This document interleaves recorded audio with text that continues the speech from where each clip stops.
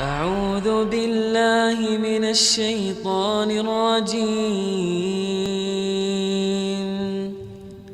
بسم الله الرحمن الرحيم. Maka kita lanjutkan setelah tadi Dajjal terbunuh dan pengikut-pengikutnya juga mati. Akhirnya Nabi Isa alaihissalam menyebarkan keadilan di muka bumi dan keluarlah pada saat itu Ya'juj Ma'juj yang disebutkan dalam sebuah riwayat yang sahih. Kata Nabi SAW, Allah berfirman kepada Isa, wahai Isa, aku akan keluarkan hamba-hambaku yang kau tidak akan mampu untuk melawannya. Maka keluarlah Ya'juj Ma'juj dari dua gunung yang sedang dihimpit.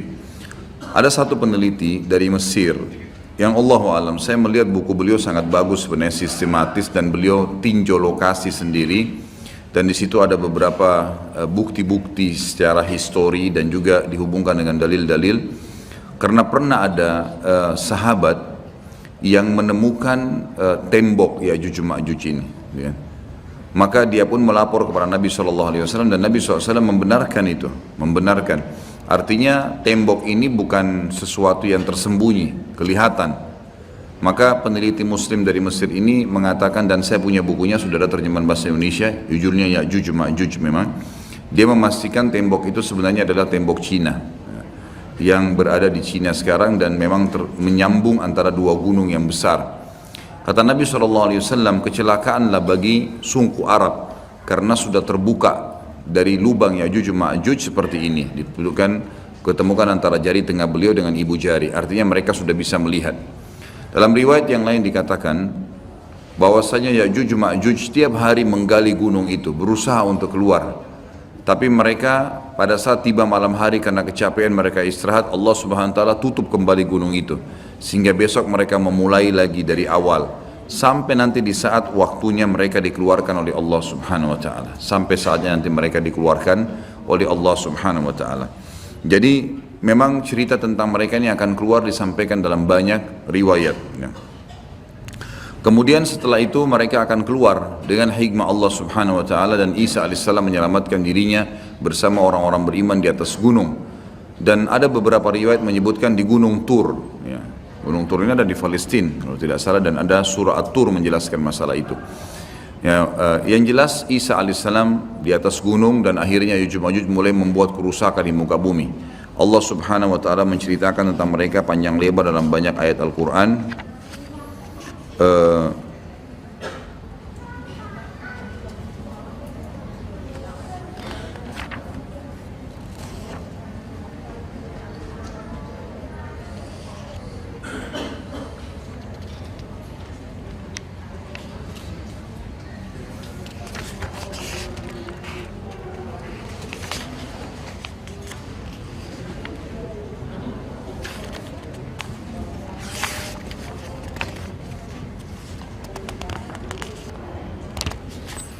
Ya.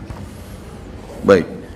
Yang jelas diceritakan dalam Al-Quran tentang cerita mereka Ya'juj Ma'juj ini, dan mereka akan keluar tepatnya di surah Al-Anbiya ayat 96 sampai 97. Dan yang pegang buku ada di halaman 82 itu. A'udzubillahi minasyaitonirrajim. Hatta idza futihat Ya'juj Ma'juj hum min kulli hadabin yansilun waqtarabal wa'dul haqqu fa idza hiya syakhisatun absarul ladzina kafaru ya wailana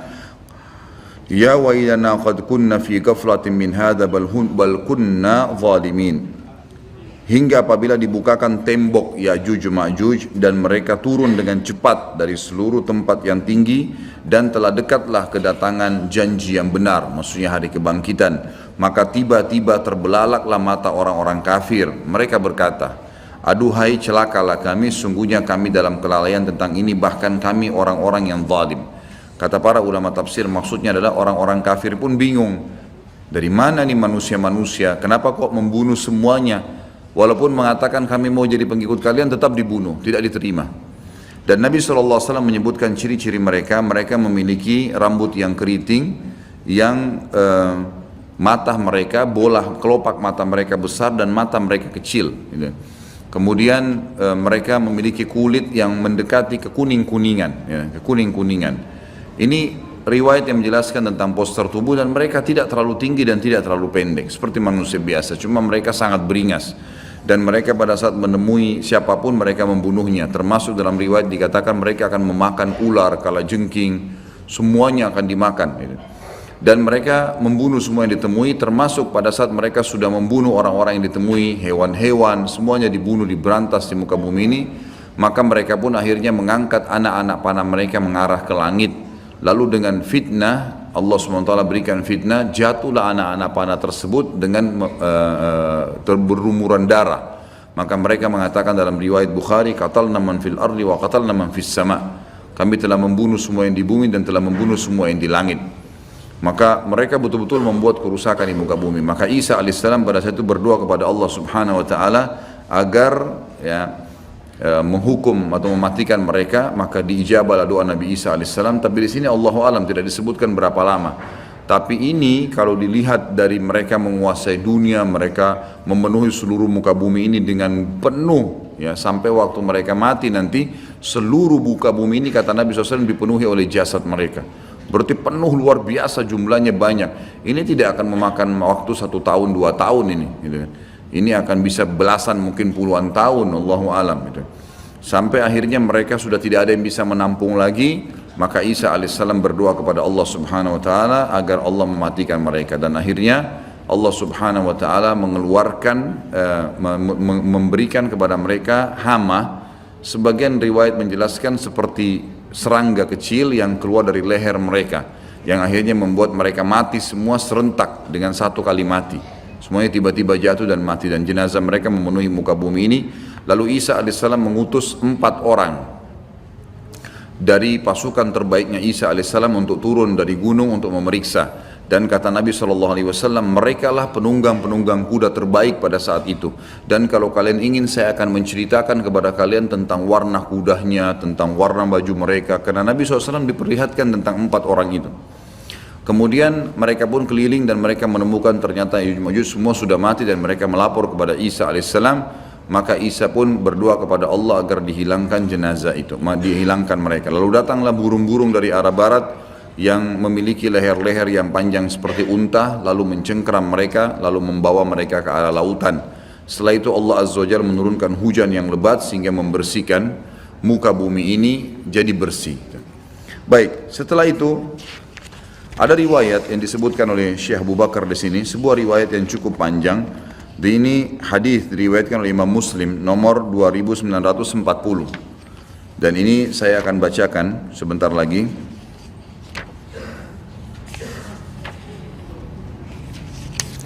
Yang bunyinya kata Nabi SAW, yakhrujud dajjalu fi ummati fayamkuthu arba'in fayab'athu Allah Isa ibn Maryam ka'annahu Urwatu ibn Mas'udin fayatlubuhu fayuhlikah ثم يمكث الناس 7 سنين ليس بين اثنين عداوة ثم يرسل الله ريحا باردة من قبل الشام فلا يبقى على وجه الأرض من في قلبه مثقال ذرة من خير أو إيمان إلا قبضته حتى لو أن أحدكم دخل في كبد جبل لدخلته عليه حتى تقبضه فيبقى شرار الناس في خفة الطير وأحلام السباع لا يعرفون معروفا ولا ينكرون منكرا ويتمثل لهم الشيطان فيقول ألا تستجيبون فيقولون فماذا تأمرنا فيأمرهم بعبادة الأوثان وهم في ذلك دار رزقهم حسن عيشهم ثم ينفخ في الصور فلا يسمعه أحد إلا أصغى ليتا ورفع ليتا وأول من يسمعه رجل يلوط حوض إبله قال فيسعق ويسعق الناس ثم ينزل الله مطرا كأنه الطل فتنبت منه أجساد الناس ثم ينفخ فيه أخرى فإذا هم قيام ينظرون ثم يقال يا أيها الناس هلم إلى ربكم وقفوهم إنهم مسؤولون sebagaimana ayat jelaskan itu ثم يقال أخرجوا بعث النار فيقال من كم فيقال من كل 1999 فذلك يوم يجعل الولدان شيبا وذلك يوم يكشف عن ساق.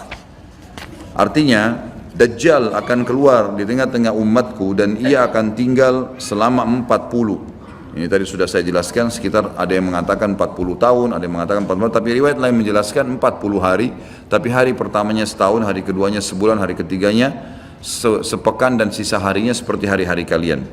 Lalu Allah membangkitkan Isa putra Maryam, ia mirip sekali dengan Urwa bin Mas'ud, ada sahabat Nabi. Maka Isa mencari Dajjal dan kemudian membunuhnya. Setelah itu manusia tinggal selama 7 tahun tanpa ada permusuhan di antara mereka.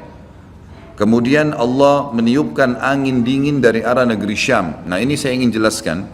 Jadi pada saat terjadi Isa alaihissalam sudah membunuh Dajjal dan terjadi keadilan di muka bumi, kata ulama hadis, makna hadis ini adalah setelah itu Isa alaihissalam berjalan. Ada riwayat menjelaskan Isa menyebarkan, berhukum selama 40 tahun. Lalu Isa alaihissalam menjadi hakim sampai Isa alaihissalam meninggal dunia. Pada saat Isa alaihissalam meninggal dunia, maka terjadilah tanda-tanda kiamat yang lain, yang tadi, gitu kan, yang sudah saya sebutkan urutannya.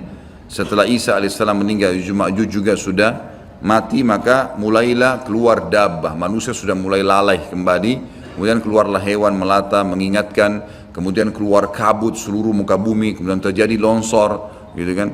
Kemudian keluar api dari wilayah Aden, lalu kemudian terbitlah matahari dari barat itu.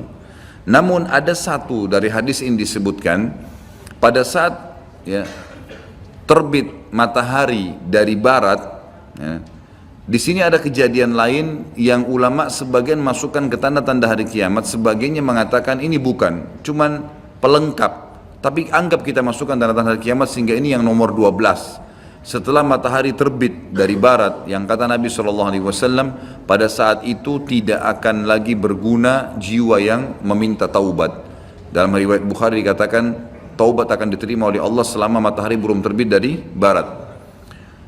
Kata Nabi SAW dalam hadis dari yang saya bacakan riwayat Muslim, setelah itu manusia tinggal selama 7 tahun tanpa ada permusuhan di antara mereka. Yang dimaksud di sini adalah mereka setelah kejadian-kejadian besar, Isa alaihissalam mati, setelah 40 tahun buat keadilan, setelah Isa alaihissalam mati ada 7 tahun setelah itu lagi tambahan, jadi 47 tahun. Tapi setelah Isa meninggal 7 tahun tidak ada permusuhan di antara manusia. Kemudian Allah meniupkan angin dingin dari arah negeri Syam. Nah, ini arah angin dingin ini adalah terjadi setelah terbitnya matahari dari barat. Maka tidak seorang pun di muka bumi ini yang di dalam hatinya masih ada kebaikan atau iman, melainkan pasti angin itu merenggut nyawanya. Hingga sekiranya ada seseorang di antara kalian yang bersembunyi di rongga gunung sekalipun, niscaya angin itu akan masuk dan merenggut nyawanya. Maka yang tersisa adalah manusia-manusia jahat yang tangkas bagaikan tangkasnya burung dan binatang buas. Mereka tidak mengenal kebaikan dan tidak mengingkari kemungkaran. Jadi setelah terjadi semua tanda-tanda kiamat besar itu, gitu kan, maka orang-orang beriman dimatikan oleh Allah Subhanahu wa taala dengan cara ditiupkan angin dingin dari arah negeri Syam. Seluruh muka bumi orang beriman habis, gitu kan. Pada saat orang beriman ini habis dan sudah ada orang-orang yang tadi saya bilang mulai membangkang setelah Nabi Isa alaihissalam meninggal, itu kan, dan dabbah hewan melata yang keluar itu membawa cap. Dalam hadis Bukhari dicaplah orang-orang yang beriman dan orang kafir. Berarti sudah ada orang-orang yang kafir pada saat itu. Maka matilah semua orang-orang yang beriman. Tertinggallah orang-orang yang seperti tangkasnya tadi binatang burung dan binatang-binatang buas. Mereka tidak mengenal kebaikan, apa yang Allah perintahkan, dan juga tidak mengingkari kemungkaran. Lalu syaitan datang kepada mereka berbentuk manusia seraya berkata, apakah kalian mau memenuhi ajakanku? Mereka berkata, apa yang kamu perintahkan kepada kami? Lalu syaitan menyuruh mereka menyembah berhala. Di sini sebagian ulama hadis mengatakan syaitan memperindah dengan istilah seni dan seterusnya, kemudian patung-patung itu mulai menghiasi seluruh muka bumi ini. Jadi mereka sembah. Lalu syaitan menyuruh mereka menyembah berhala, padahal harta kekayaan mereka melimpah ruah pada saat itu, dan kehidupan mereka semuanya sejahtera. Mereka sebenarnya penuh, semua luar biasa, kehidupan sangat luar biasa. Kata ulama hadis, nggak ada lagi orang miskin pada saat itu.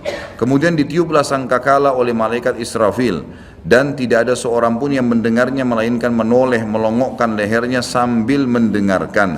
Dan orang pertama yang mendengarnya adalah seorang laki-laki yang sedang membersihkan badan untanya. Rasulullah SAW melanjutkan, lalu ia pun pingsan tersentak artinya mati maksudnya di sini, dan manusia pun pingsan tersentak, semuanya juga mati.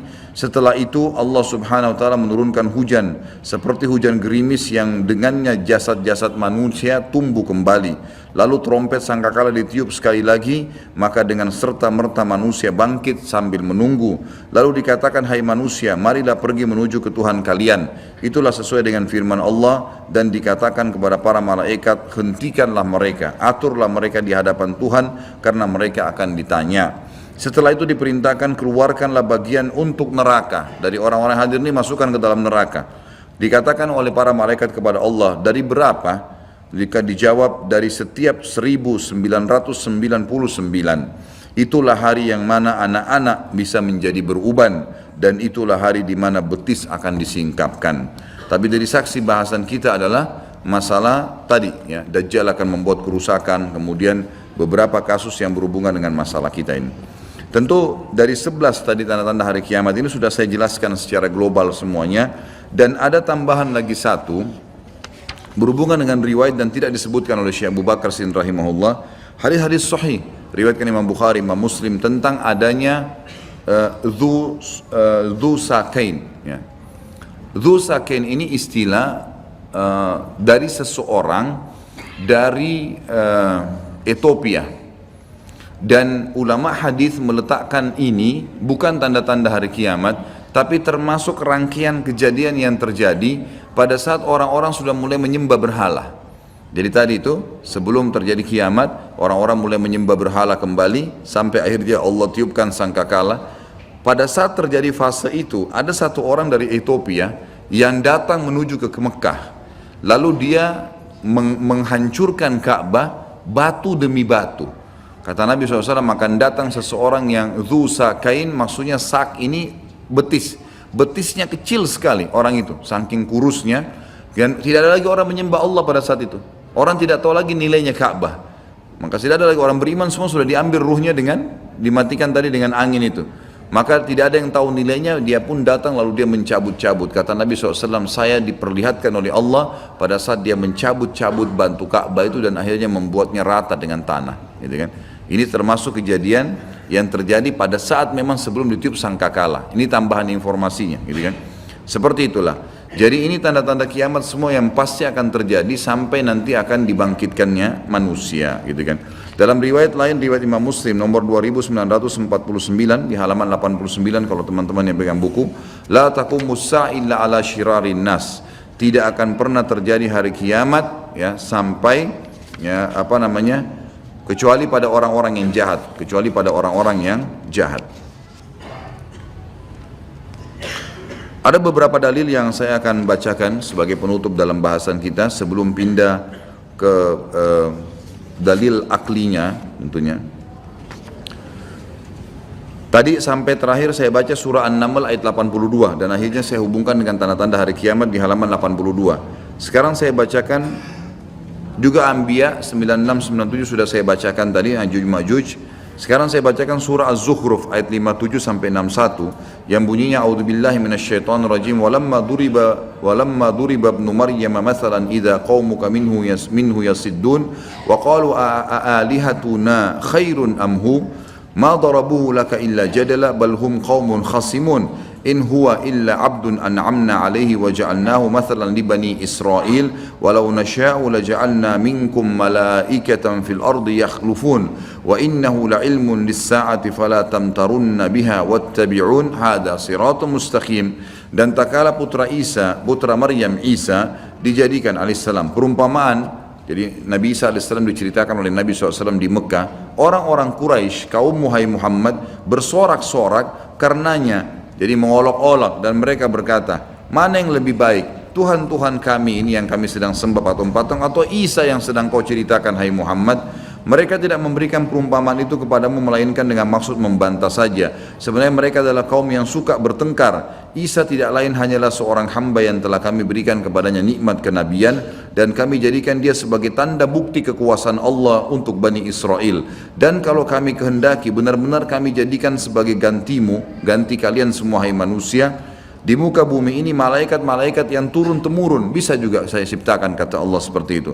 Dan sungguhnya turunnya Isa itu pertanda akan datangnya hari kiamat. Karena itu janganlah kamu ragu-ragu tentang kiamat itu dan ikutilah aku, inilah jalan yang lurus. Tapi saksi bahasan dari panjang ayat ini adalah turunnya Isa merupakan pertanda datangnya hari kiamat. Jadi menguatkan apa tadi yang kita sebutkan, tanda-tanda hari kiamat itu.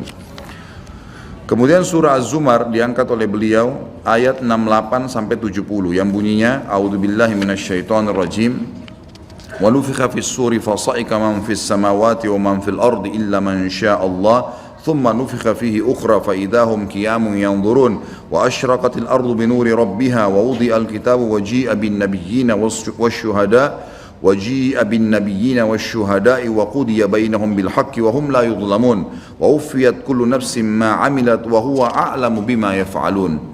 Yang artinya dan ditiupkan sangkakala, maka matilah siapa yang di langit, siapapun di langit dan siapapun di bumi kecuali siapa yang dikehendaki oleh Allah.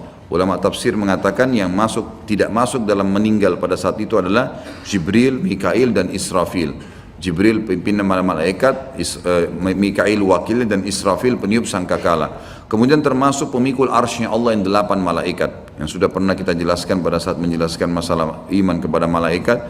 Kemudian juga masuk dalamnya semua bidadari dan bidadara yang ada di surga, pelayan-pelayan di surga itu juga tidak masuk atau masuk dalam firman Allah kecuali siapa yang Allah kehendaki. Tapi semua manusia, semua jin, semua hewan, tumbuh-tumbuhan ini semua akan hancur. Kemudian ditiup sangkakala itu sekali lagi, maka tiba-tiba mereka berdiri menunggu putusan masing-masing dan terang benderanglah bumi atau padang mahsyar dengan cahaya keadilan Rabb-Nya dan diberikanlah buku perhitungan perbuatan masing-masing dan didatangkanlah para nabi dan saksi-saksi dan diberi keputusan antara mereka dengan adil sedang mereka tidak dirugikan dan disempurnakanlah bagi mereka disempurnakan bagi tiap-tiap jiwa balasan apa yang telah dikerjakannya dan Dia Allah lebih mengetahui apa yang mereka kerjakan.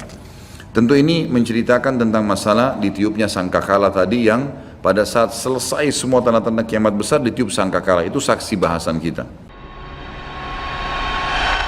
A'udzu billahi minasy syaithanir rajim. Bismillahirrahmanirrahim.